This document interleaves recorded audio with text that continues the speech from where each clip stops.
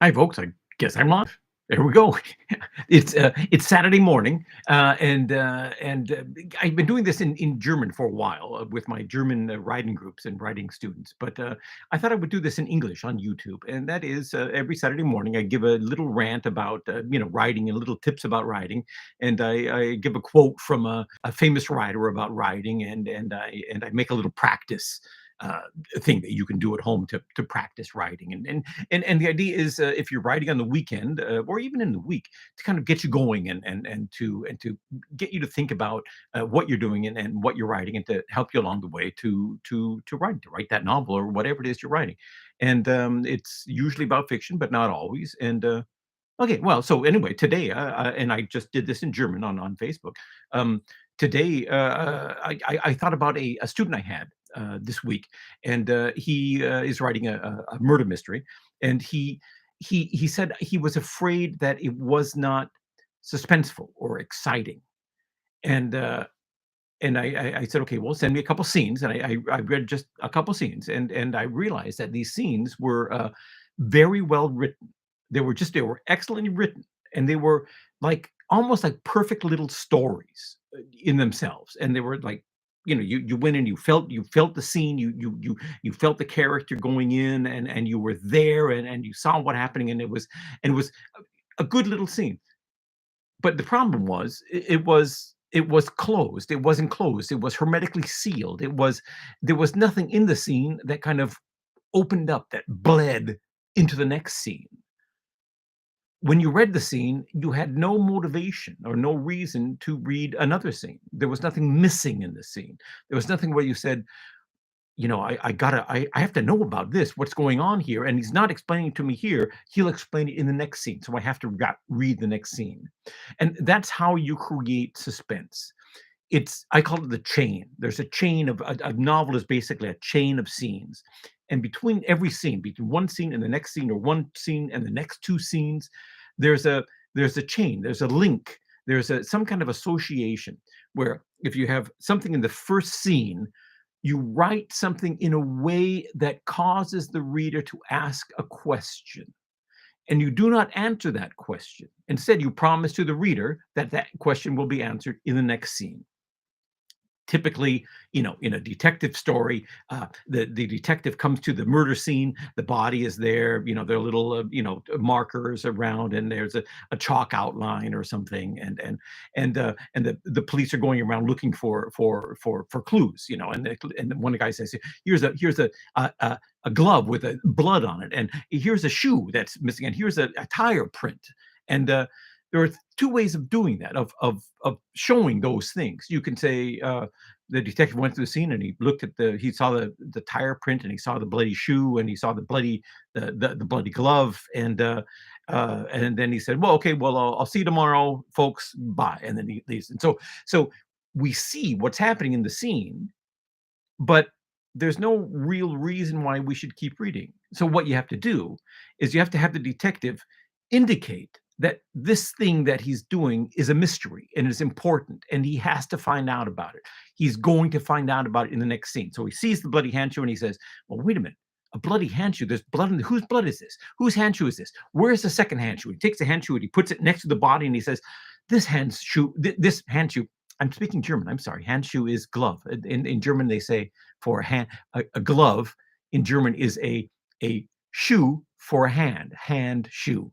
So glove. So I keep saying, I'm sorry. I keep switching back between German and English. So he says, this glove is too big for the victim. So it didn't belong to the victim. Could it perhaps belong to the murderer? And then he sees the tire tracks, and he says, can we get a print on those tire tracks? Can we get a caster a plaster cast on those tire tracks, so we can maybe match it and find out what car that was, and ask the guy what he was doing in the night of the murder. And so by doing this, he does two things. First of all, he indicates that what we're seeing is important. So it's not just we see the tire tracks, we see the glove, we see a shoe. It's not just that. We see the tire tracks, and the detective pays attention to the tire tracks. That means to us, he thinks that this tire track could be important. So if he thinks it could be important, I want to know whether it's going to be important or not. It it's a signal to the reader that these things you're seeing, and he's seeing all kinds of things. He sees the weather, he sees the cars going by.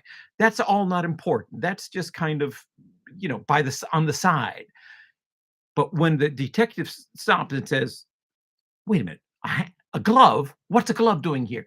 Then we know that glove is important. And the same thing goes, of course, for any kind of, whether you're writing a love story, a murder mystery, or a horror story, or some kind of high literary thing, which is just about, about things that are not as genre, things that you can't, like the meaning of life, or just a discussion among, friends or something like that, like a more literary novel. Even there, in every scene, you have to have something that opens a question in the reader's mind that is not answered immediately. It will be answered in the next scene, or the scene after that, or in the scene after that. And then when the next scene comes, you ask another question. You don't immediately answer the question that you posed in the first scene. You answer a second question. You say, "Oh, I found out who the maybe you do answer the question. Maybe you find out who the tire tracks belong to, but the car was stolen years ago. So who stole the car?" And so there's another question. And so there's a string of questions, a chain of questions that lead the reader from one scene to the next. And that's the second thing that you're doing in there when the detective comes and looks at the glove. You're posing a question in the reader's mind that will not be answered until later. And by the time you answer it later, you've posed more questions. So the reader is more invested in finding out what's going on, in answering these questions. And he has to go from one scene to the next. Of course, you can pose boring questions, and you can pose questions that, have always been asked. And, the tire tracks, you've read enough murder mysteries to know that the tire tracks, may lead somewhere, may not lead somewhere, et cetera. So you pose interesting questions. You have to portray it in an interesting way and all that. But the basic fundamental problem, the basic fundamental goal is to pose a question in every scene, at least one that will not be answered into the next scene. And so you're building a chain of scenes and a chain of questions that leads the reader through the book. Okay, I think I've explained it about 3 times. I think you got it. I hope you do. It's difficult, but be aware of it. You don't want to write a perfect scene that you can take as a scene yourself and have a feeling, oh, I just read something good. You always want to have that scene bleeding. You want to have that scene open. You want to have that scene leading to somewhere else. The scene can never be complete until the reader reads the next scene. Okay, well, so here's my my little practice for you. If you want to do a little practice thing today, it's a one page. Write a one-page scene, half a page.